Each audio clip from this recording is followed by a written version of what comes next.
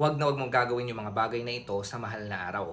Bilang mga Kristyano, mahalaga sa atin yung Holy Week o mahal na araw. Kasi po dito natin ginugunita yung paghihirap ng ating Panginoong Kristo, yung pagkamatay niya sa krus ng Kalbaryo at yung muling pagkabuhay niya. So dahil nakita po natin na mahalaga yung Holy Week para sa ating mga Kristyano, meron tayong mga dapat iwasan. So ano-ano nga ba yung mga yon?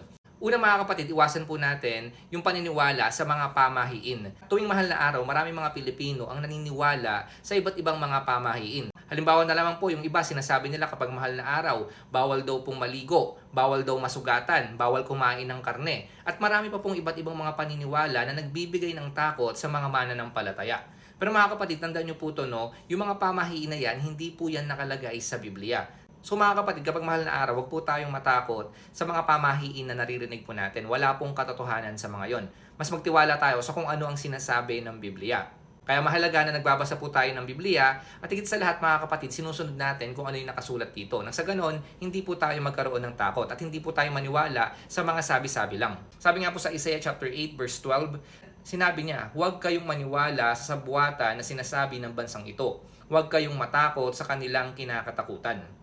Pangalawa, huwag mo nang ulitin yung sakripisyo na tinapos o ginawa na ng ating Panginoong Kristo. Bukod po sa mga paniniwala, may mga tradisyon na ginagawa yung iba't ibang mga Pilipino. Halimbawa na lamang po, may ilang mga Pilipino, sila po ay nagpipinitensya, sinasaktan nila yung kanilang mga sarili. Yung iba naman po, dala-dala po nila yung mga mabibigat na krus. At yung iba, nagpapapako pa po mismo sila doon sa krus. Ngayon yung paniniwala po kasi ng ilan kung bakit nila ginagawa yan, para raw mapatawad yung mga kasalanan nila o mabawasan yung kasalanan nila sa pamamagitan ng paghihirap na ginagawa nila tulad ng ginawa ng Panginoong Kristo. Tandaan niyo po mga kapatid na hindi na kailangan dagdagan o gawin pa yung sakripisyo na ginawa ng ating Panginoong Kristo doon sa krus ng Kalbaryo. Sinabi na po ng ating Panginoong Kristo na it is finished o naganap na. Ibig sabihin po nun, bayad na yung kasalanan, kumpleto na po yung gawa ng kaligtasan.